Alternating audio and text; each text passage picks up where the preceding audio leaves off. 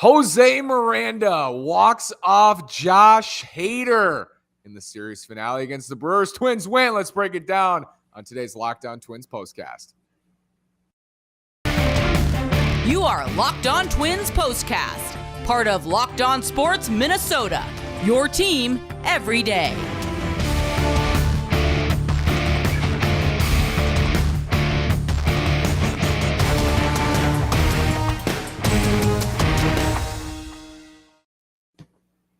And welcome to another edition of our Locked On Twins postcast. Today is Wednesday, July 13th. I'm the host of Locked On Twins, Nash Walker, here with writer and reporter at Access Twins, Brandon Warren. Before we get started, betonline.net is your number one source for all your betting needs and sports info. Find all the latest sports developments, league reviews, and news, including this year's NHL playoffs and Major League Baseball. BetOnline is where the game starts. Brandon Warren, José Miranda, and the Minnesota Twins walk off Josh Hader, a 3-run homer, a pimp walk, and the Twins win. What's your reaction? How do you like that one? Oh boy. And we can talk about Miranda's homer. I want to give some love to Kepler for getting a base hit off a tough lefty too. Just everything in that inning. Jorge Polanco's approach at the plate after a frustrating 0-for-4 day. This offense giveth and it taketh. We've seen that all season long. 10 runs in one night, 0 on the next. And they didn't give up. It was an impressive game, an impressive. I don't want to say comeback because they were up 1-0 before giving up the run, but just hanging in there. And when it comes down to Devin Williams and Josh Hader, a lot of times it's game over. Well, it was game over this time, but it was in favor of the hometown team. So nice win there to move them to 49-41, I believe. Yes, you're always right. And right before this, Brandon, they get a huge double play in the top of the ninth inning. Feels like the game almost shifted because you wanted to be able to get to the 10th because Hader and Williams have knocked on 2 innings all year. So it's like, let's get to the 10th. They end up not needing the 10th, but that double play was huge from Yonder on. Yeah, and let's talk about maybe how well Luis Arraez has come along at first base too, because the hardest thing about that play from a right-handed thrower's perspective, I'm a left play before, and it's a little easier because of the angle. When you catch the ball, you have to kind of pivot, throw, and then you have to bring your momentum back to the base. And as I recall, he was a 6'3", so he got back there to the bag. There's so many moving parts that of many years of experience, it's difficult, let alone a guy who just picked up a first base mitt for the first time as a professional a few months ago. So hats off to him, and just a great play. Good job by Duran to not a good job to get into the trouble, but good job to get out of it. Twins left a bajillion runners on base today, but they were saying on the YouTube broadcast, it felt like one of those October games where you see these late inning relievers, just ridiculous. Duran and Hader and Williams. And I think this speaks to why it's fun to have interleague games, Brandon. I think it's going to be fun next year to see every other team in the league.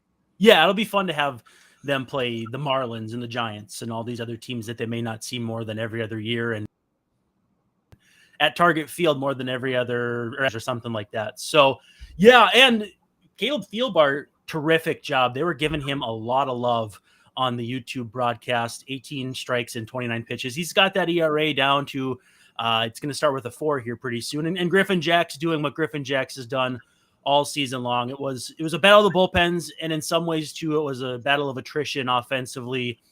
But again, at the end of the day, the Twins got the W, and now I believe, what is it, an off day and then off to Chicago? 4 games. They got 4, so they'll go right into it tomorrow. A 4-game series against the White Sox. Yep. I thought there was an off day, but it's an off day. Maybe one more before the break. I'm not sure. They got the Sox for 4, and if you're hoping the Sox lose tonight, and then you'll be up 6 games. And if you take 3 out of 4 this week, and you're up 6 games going into tomorrow, you can have an 8-game lead on them going into the break potentially. José Miranda made his moment sparkle, did he not, Brandon? You can make your moment sparkle with jewelry from BlueNile.com. Locked On Twins listeners get $50 off purchases of $500 or more. This podcast exclusive includes engagement. Use code Locked On. That's code Locked On. Plus, every order is insured, ships free, and arrives in discreet packaging that won't give away what's inside. Shop stress-free and find your forever peace. Go to BlueNile.com today. José Miranda, Brandon, overall, since mid-May, has been incredible.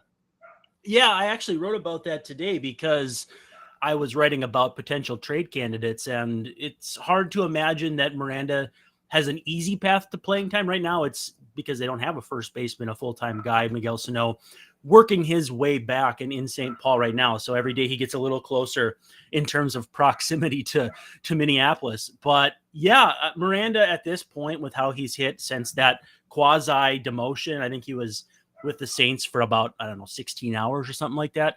Just a tremendous job to turn it around. And you can't say enough about his approach, his maturity at the plate. I did want to ask you one thing though. What did you feel about when Joe Ryan came out of the game? 78 pitches, 5 1/3, 3 strikeouts, 2 walks. Were you thinking it was too early? I saw some people saying he was rolling, but I would say rolling is a little bit. No, I don't think so. I mean, it's easy to say now. I always I know you try to do this too. You try to think, what was I thinking in that situation? Yep. He was down to 90, and we've seen in the past when he gets down to 90 and he's not really spotting, he's like a homer away from kind of last start, right? I mean, right. Last time we saw it in Seattle too. That really reminded me of Seattle, where he was really good out of the gate and then faded and got tired as the start went on. And the bullpen was rested. Exactly. I thought it was a good call, and it looks like a good call now. There are times definitely when we both disagree, I think, with Rocco, or sometimes agree with them, or sometimes think differently. But today I thought that was okay. What did you think at the time? Yeah, I was trying to, in my mind, think about if rolling was the right way to define it. And to me, it wasn't. And two, I mean, Ashby wasn't all that great either. 3 walks, only went 4 1/3, 101 pitches in 4 1/3. It's kind of amazing that this game was 1-1 until the final pitch, but these managers have a pretty good feel for the game. At least they showed it today and pieced together pretty good pitching outings from both sides, the home run at the end notwithstanding. So for me, they're going to manage Joe Ryan carefully, from the sense too that they're going to need to get a lot of innings out of him. He's still coming back from COVID. There's just a lot of things to where I'm like, I could take it or leave it at 78 pitches. That felt like an important win, because you're going to be at least 5 games up on the Sox when they come this week, and there's no chance they'll have a share by the time you get to the All-Star break, and you're going to absolutely gain a game on either the Guardians or White Sox tonight as they play each other in that series finale. So this felt important, Brandon. What do you think about that? Yeah, no question about it. And it's always hard for me to really think through, like, who do I, quote unquote, one divisional foes are playing each other. And the best thing you can hope for is that your team wins.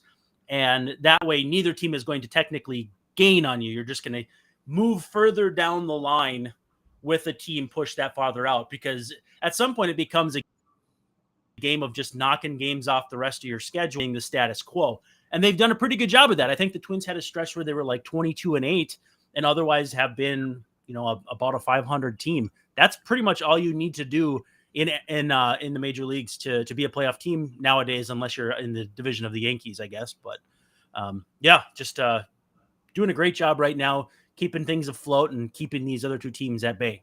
Jose Miranda walks off the Milwaukee Brewers in Game 2. They split, and the Twins will host the White Sox. It's Johnny Cueto, Sonny Gray in the opener Thursday night. Brandon, we'll be back. Thank you, sir. Good luck tonight. Go